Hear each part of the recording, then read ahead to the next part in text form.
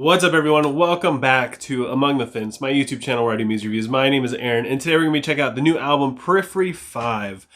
Djent is not a genre by the band Periphery. For those of you who don't know who this band is, they are a progressive metal or a djent band from Washington, D.C. They started around 2005, and Periphery 5 is their 7th studio album.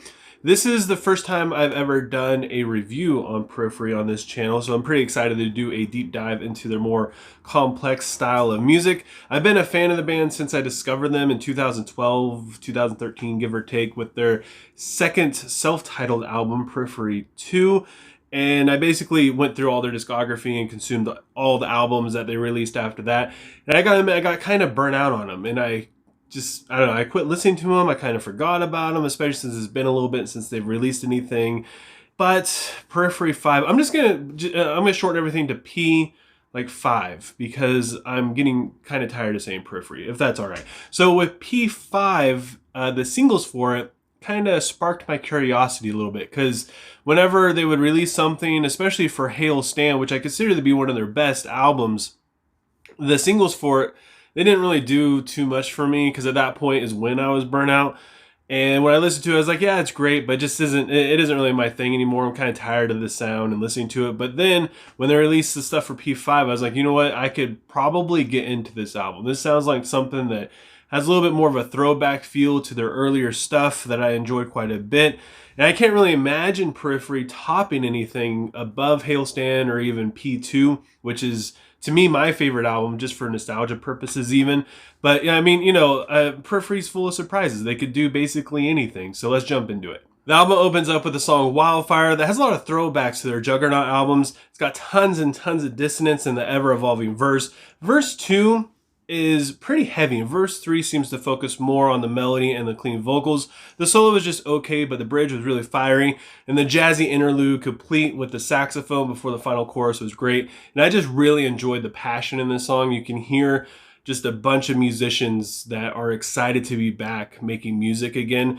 And that's what drew me in, and that's what really got my attention for this album. And it was a great single to be released for that reason. Then we have the song Atropos, which has a djenty intro with vocal-driven verse. The chorus is a cool guitar passage with a lot of cymbal usage. The vocals are really catchy, and they leave you wanting more. And the guitar goes on like this sweeping arpeggio run going into verse 2. It uses some pop influences, specifically in the vocals, that I enjoyed quite a bit. And the bridge becomes very, very aggressive with a prominent distorted guitar and distorted vocals, complete with the bleh. Thank God that we threw that in there. And I think there's this vocal effect that they use. I'm not sure if it's a vocal effect or a keyboard, but it sounds really cool. I enjoyed that part a lot. And it continues to build and become more and more intense, leading to the outro that honestly seems like it goes on forever, and then it switches gears completely, sounding kind of like an epic movie soundtrack. Then we have the song Wax Wings, which is one of my favorite songs on this album. It has a beautiful guitar melody that keeps going through the verse. It sounds amazing with the vocals playing off of the rhythm. The chorus has brilliant metaphors, and the drums basically just fill more space, so it's not too much different sounding from the verse. Verse 2, though, completely drops out, well, almost, aside from a piano and some beautiful vocal harmonies. The interlude literally sounds like it's ascending, going into the bridge. It's got some great storytelling. Then everything cuts out around the 420 mark, leaving just a gentle keyboard and a strong, very, very strong vocal performance and a lead guitar melody. The solo in the outro is just absolutely epic, and we get that vocal climax just before, so the song is just huge, and it drops out a little bit for the guitar solo. It's just so powerful, and this whole song is just, you can feel, again, the emotion in it from all these musicians that are here, and they're excited to make some more music. And then we have another one of my favorite songs, Everything Is Fine. It starts out with a guitar riff that sounds like it's basically all over the place, and it gets more chaotic when the vocals join in. Then it calms down in the bridge, but the drums basically take off. So it's basically exchanging the guitar for the drum, one for the other. The post-chorus is brutal musically and lyrically.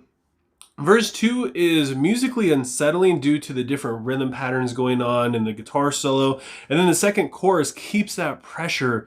It just keeps that power going all the way through to the bridge.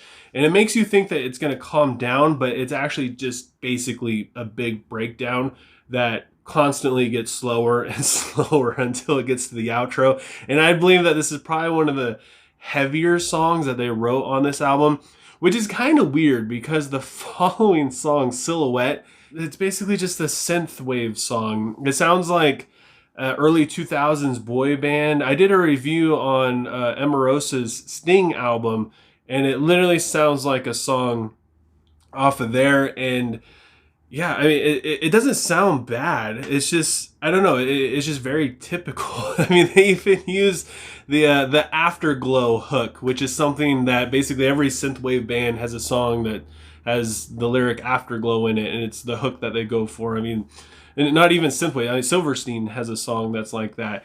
And it basically checked all the boxes. It was a little weird because I didn't know how this song was going to fit in here, and I still have a hard time trying to figure it out with multiple listens. But again, they do it masterfully, and it just shows that Periphery can basically do whatever they want. Dying Star has a quick rhythm with long drawn out vocals. Well, I guess it's not like really long and drawn out vocals, it's just longer compared to how quick the drums and the guitars are playing. The pre-chorus and the chorus keep the same kind of synth-wavy vibe going from Silhouette, but just with a lot more metal added in, and it sounds really good. The chorus is chimey, mostly from the guitar, and the music, I hate saying this phrase, but it ebb and flows as the vocals come for you. The bridge tells you you're not alone, and you can really feel the compassion in this song. The whole song is basically like one giant positive affirmation, and I enjoyed it quite a bit. Then we have the song Zagreus, which has a heavy intro with rolling drums. The syncopation in the verse is absolutely sick. Verse 2 almost sounds like a chorus due to the clean vocals until about halfway through. The pre-chorus is kind of like death metal or something, but it cleans up again really quick for the chorus. It's got more throwbacks to Juggernaut. The guitar solo was all right, but the guitar tone is just, that's where it was at. It sounded so freaking good. The bridge was kind of dramatic due to the mix, putting the vocals a little bit further back. It's not really like a reverb, but it definitely sounds like he was singing in like a hall or like a giant auditorium or something. And of course, the lyrics kind of make it dramatic as well. The outro was super sick. I love the triplets that evolve into another kind of epic movie soundtrack thing. And then we have the song Dracula Gross. It's got a fiery intro with, I guess you could say, a djenty kind of verse to it. I really like the clean vocal tone. It's not something that has been heard yet on this album. I believe that this is the only place it's a little bit lower. It's not quite as high and soaring. The guitar harmonies give off a haunting atmosphere, but it's not like too bad. You can just kind of hear them in the background. The chorus is high cleans, which is a good contrast to all the distortion that's going on. And I love that the main rhythm, the djentiness that first comes out in the verse, is a constant throughout this song. It's always there. It's always hanging out, no matter how many other changes are going on to the music around it. The bridge has some like demonic sounding vocals mixed with cleans, which sounds really good and fits the theme of a vampire. It clears up though for a colorful synth section, and everything gets really groovy as it's building up into a guitar solo. And again, I love the detailed description of a vampire that's found throughout all the lyrics of this song. The pace picks up a little bit more as it goes back into the chorus, and I say this is probably like the main song for the album, or like the main attraction for this album, due to all the different transitions, and it clocks in at about 12 and a half minutes.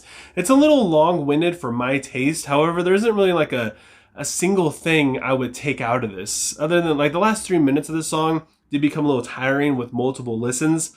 But I mean, they managed to take the first 7 songs that they made on this album and combine all the elements into one song. So, I mean, of course it's going to be a little long, but they made it all work. Even in the moments where the transitions aren't quite as smooth, where the sound cuts out, you're kind of left on the edge of your seat because you want to hear what's going to happen next. You're like left in suspense, especially when you're like, oh, is that the end of the song? And you check and there's still like, I don't know, 6 minutes left. So you're like, what am I going to hear next? Where's it going to go? What are they going to do? And no matter how many times I listened to that never really went away. Even though I knew it was coming next, I was anticipating it and I was ready for it and I was excited for it. And then we have the closing track, Thanks Nobuo, which is the second longest track on this album, coming in at 11 minutes and 16 seconds. It has an inspiring melody from the guitar and the vocals.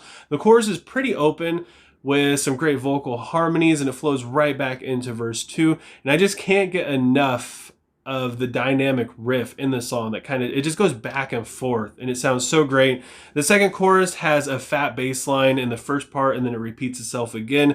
The guitars get even more complex as it goes into the bridge, followed by this descending synth sound made by, I don't know, maybe it's a lead guitar. It sounds like it could probably be guitar. It's really hard to tell with these musicians if they're using synth or guitar. I'd like to believe that almost everything on here is an actual instrument though, because I know that these guys can do it. And then there's like this cool reverse effect on the guitar, which it just sounds so sick. And there's like this beeping noise going on along with it. And I've played guitar for a while, and I have a delay pedal that has this reverse effect on it. I'm sure it's probably not what they're like, the pedal that they're using, but I never understood the point of it. I could never make it sound good. It was something fun to play with, and that was about it. And here they are making absolutely amazing music with it, and it sounds great. And it becomes really ethereal from basically 7.5 minutes until the end of the song. And it makes for a good closing track just because it literally does sound like the end of a movie. It sounds like you reached the end of a movie soundtrack, like you started at one point and you journeyed all the way through this and you've reached the end of it. The songwriting and musicianship in this album is absolutely incredible. They don't seem to ever overuse anything. All the different sounds, the djenty stuff, the synth, the guitar solos, all of that is done really well. It's done very tastefully, and it's all pieced together. Aside from the song Silhouette, I still have a really hard time understanding that song. I understand that people are going to love it. They're like, oh yeah, it's great, they threw it in there. But for me, I have a hard time seeing how it fits within this album. Musically and lyrically, it doesn't seem to fit any of the other like themes all that much, really. I don't know. Aside from Periphery, they just wanted to try something, and they tried it. It sounds great. But again, just thematically and musically, I don't know, it leaves me scratching my head more than anything else. And I did enjoy the shorter songs just a little bit more, just because the longer songs, they do sound like they try to extend a little bit more than they needed to. And this might be my burnout talking here, because as I mentioned before, I did get burnout listening to them. But song length is one of the problems that I had with Periphery, and one of the reasons why I quit listening to them. At times it felt bloated, and it felt forced, and it felt like a little pretentious at times. Like, you know, they're sitting around like, we're Periphery, and listen to how complex we can possibly be, and look at how long our songs are. I mean, there's 4 minutes of ethereal just sound at the end of this album. At the end of this 1.9 long album, they just threw on 4 minutes of this, and there's 3 minutes of stuff at the end of Dracula Gross, and it just doesn't feel like it needs to be that long. It doesn't seem like it needs to be that extended, I guess. I mean, sure, it sounds great, but for me, it takes me out of the mood. It kind of makes me want to just move it along now. You know, these songs are already 12 minutes long. So when you have a 4 minute long song worth of really good music, and then you just have this ethereal stuff for 4 more minutes, it's like, why? Well, why is it there? And again, very well could be my burnout, because this is why I quit listening to them. Another issue people could have is the song structures are very much the same thing over and over again. I mean, it goes verse 1, verse 2, a chorus, verse 3, and then a chorus that is played 2 times in a row, so it's twice as long, followed by an extremely proggy bridge, and then a chorus followed by like another super complex outro. And that's the gist of the songs. Sure, there's a lot of crazy stuff going on within these sections of songs to make it seem like there's, you know, it's a lot, the structure's a lot more twisted and a lot more turns to it. But I mean, you can kind of pick up on it after a couple listens, for sure. And it became very predictable to me, and it just seemed like they were doing the same thing over and over and over again. And if you love Periphery, I feel like you're probably going to enjoy this album quite a bit. But if you're not a Periphery fan, I mean, this is the most Periphery sounding album that I feel like they've ever made, as far as just the synth stuff, the emotion, and the time that they took to put into the songwriting and how complex it is. And honestly, like, all this, the songwriting structure isn't really a complaint on my part whatsoever, because I did enjoy it. I mean, a song's got to have structures to them for sure. So I'm not really knocking them for that. So with all that said, I gotta give Periphery 5, Djent is not a genre by Periphery, a 8.6 out of 10. But I want to know what you guys think. Leave a comment below. Let me know what you thought of Periphery 5. Let me know what you would rate it and what your favorite song is. I have a feeling this is going to be a pretty polarizing album. If you love Periphery, you're probably going to like 4 to 5 songs off of this. And if you don't like Periphery, or if you're on the fence, you're probably going to like maybe 2 or 3. For me, I like the first half of the album. The shorter songs they were sick. And by shorter, I mean like the 7 and 8 minute long songs at the beginning. Those songs are fantastic. Once we got to Silhouette, that's where they kind of lost me a little bit. Even as it continued, I don't know, I was starting to fall off a little bit more. But again, I feel like it's going to be pretty polarizing. So yeah, let me know what you thought. If you enjoyed this review, don't forget to give it a like. If you want to help support me and my channel, please consider subscribing and ringing the bell icon. Doing that stuff helps me out tremendously, and I appreciate you guys taking time out of your day to listen to me sit here and talk about music. And I hope you have a good rest of your day or night, whenever you happen to be watching this. And I will talk to you guys next time. I was an ignorant kid relying on my parents said to save me. Years gone by, turning over, ignoring every day. Said to convict me. 17 at the top